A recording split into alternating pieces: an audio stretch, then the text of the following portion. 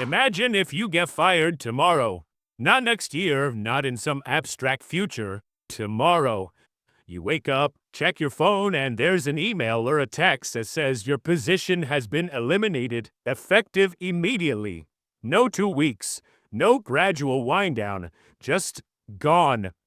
Your stomach drops, your chest tightens, and your brain, the exact thing you need right now, goes completely dark. Here's what happens next if you don't have a plan. Your phone becomes your enemy. You're refreshing your banking app every 20 minutes, watching the balance like a pot that won't boil, panicking yourself into bad decisions. You start spending emotionally. You order delivery because stress. You keep paying for streaming subscriptions you forgot you had because canceling feels overwhelming. 3 weeks in, you've burned through a month of cash doing nothing strategic. One night, 5 moves. That's it. Your past self didn't build the plan. Tonight, you will.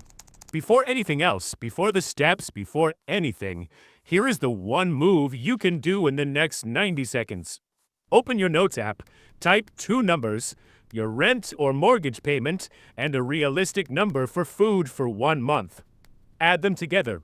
That total is your minimum threshold. That's the number every decision you make tonight exists to protect. Write it at the top of that note. Don't close the app yet. We're coming back to it. That mechanic is called the minimum threshold protocol. It sounds formal. It's not. It's the lowest number you need to survive the month without catastrophe. Everything above it is negotiable. Everything below it is not. My name is Greek Man. I watch merchants in the port of Piraeus, man who had steady income for a decade, lose everything in a single week when their primary trade route was blocked by war and the ships stopped coming. The income didn't slow down. It stopped overnight. The ones who survived were not the richest or the most talented. They were the ones who had a sequence ready before the ships disappeared. I came to this modern world because your paycheck is the ship, and most of you have no plan for the day it doesn't arrive. Subscribe, hit the bell. Let's fix this. Here's what we're covering. Why the 2 paths people take after job loss lead to completely different outcomes. Then the 5 moves in order so you can breathe again and stop the mental spiral tonight. So you stop spinning and start moving. And stay with me, because step 3 alone has saved people from a credit score disaster that would have followed them for 7 years. I'll show you exactly how. There are 2 kinds of people who get fired tomorrow. The fork happens in the first 24 hours. You don't get to choose which kind you are based on your personality or how responsible you feel. You choose based on what you do tonight. And most people choose the wrong fork, not because they're irresponsible, but because they never had a protocol to follow when the adrenaline hit. Here's fork 1. You close your banking app, tell yourself you'll figure it out tomorrow, and spend the evening doing what most modern people do under stress. You scroll, you order food, you text everyone about how unfair it is, and you wake up with the same bank balance, the same subscriptions running, the same lenders expecting the same payments, and zero plan.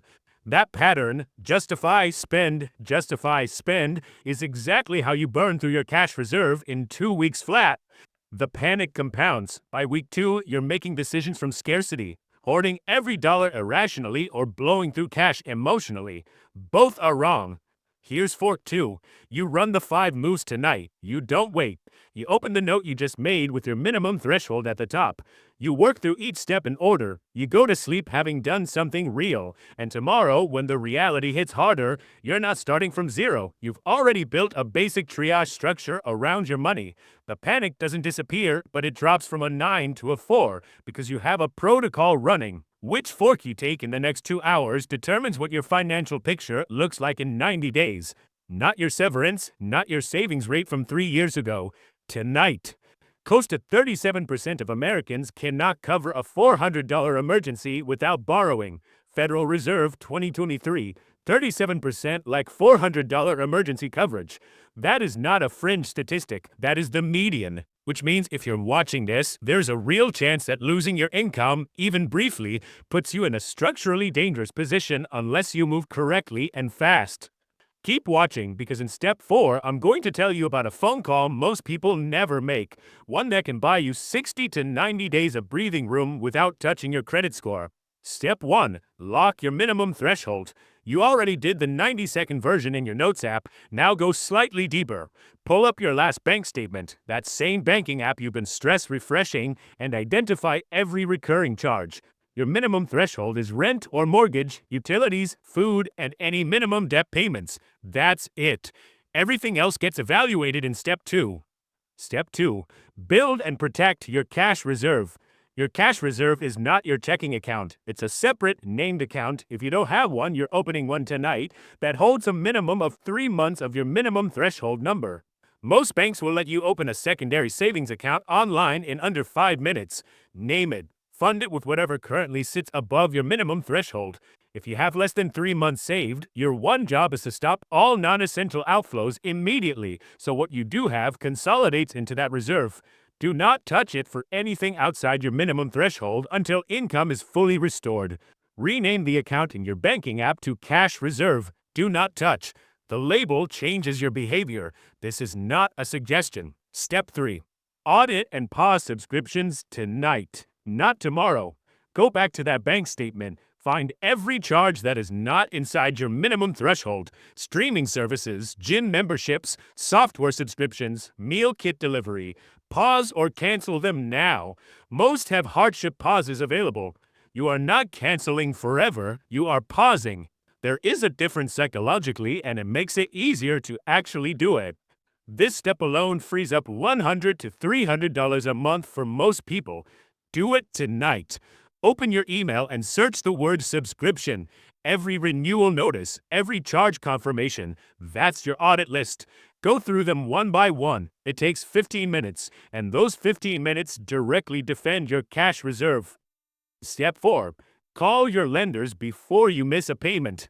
This is the move almost nobody makes. They wait until they've missed 2 or 3 payments, the account gets flagged, and then they call from desperation. Don't do that. Call tomorrow morning or use an online form tonight and explain you've experienced a job loss and want to discuss hardship options. Most mortgage servicers, auto lenders, and credit card companies have programs that let you defer 1 to 3 months of payments without a penalty if you ask proactively.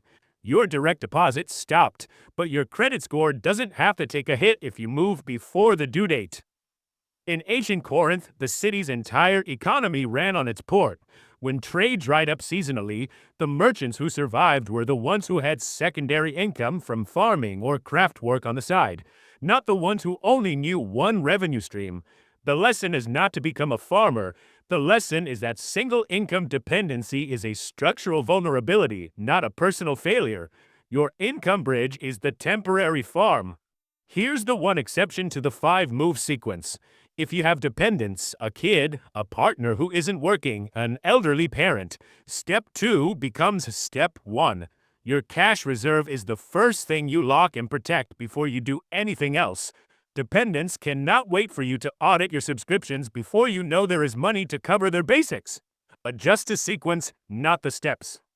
Now, the warning, and this is the one that actually gets people. Around day 10, the initial adrenaline of having a plan wears off. You've done the 5 moves, your cash reserve is holding, you haven't panic spent. And then something shifts. You feel a little better. Because you feel a little better, you start thinking the crisis is over before it's over. You resubscribe to one thing. You go out to eat because you deserve it after a hard week. You stop looking at your minimum threshold number because the panic has passed. And this is where most modern people make a quiet, invisible mistake. There's no drama, no big purchase, just a slow drift back toward normal spending while the income has not returned. Stop. This is the relapse trap. The crisis is not over on day 10. Your banking app still does not have a direct deposit scheduled. The cash reserve you protected is now being slowly eroded by the same habits that made you financially fragile before this happened. The fix is a daily check-in. 30 seconds. Open your Notes app, same one, minimum threshold at the top. Look at the number. Look at your current cash reserve balance. Ask one question. Am I above or below my threshold? If above, proceed normally. If below, activate step 3 and step 5 again immediately. That's it, just 30 seconds. That note doesn't leave your phone until income is fully restored. Most modern people think discipline means suffering through something hard. It doesn't. Discipline is just doing the 30-second check so the suffering doesn't compound. And if you want to see what this looks like when income actually comes back, when to restart spending, how to fully rebuild the cash reserve, that's the next video. Watch it. Quick recap. Your minimum threshold, the number you protect above everything else. Your cash reserve, separate, named, untouched, except for essentials. Subscription audit, done tonight. Lender call, proactive, before the missed payment. Income bridge, activated tonight. Any amount. Daily 30-second check-in every morning until income is restored. Here's the real thing about all of this. None of these 5 moves are complicated. You don't need an MBA. You don't need a financial advisor on retainer. You need a note in your phone and 1 phone call. The Greek philosophers argue that virtue is something you practice, not something you feel. You don't wait to feel disciplined. You do the check-in. You make the call. You label the account. The feeling follows the action, not the other way around. The bar is low. Be slightly above average in multiple areas, and you win. Discipline isn't punishment. It's the thing that keeps you free. Free from debt collectors, free from desperation decisions, free from the version of yourself who is completely controlled by what happened to you. You ran the 5 moves. That means tomorrow, when everything feels uncertain, you are not starting from zero. The income gap will not define you. The protocol you run inside it will.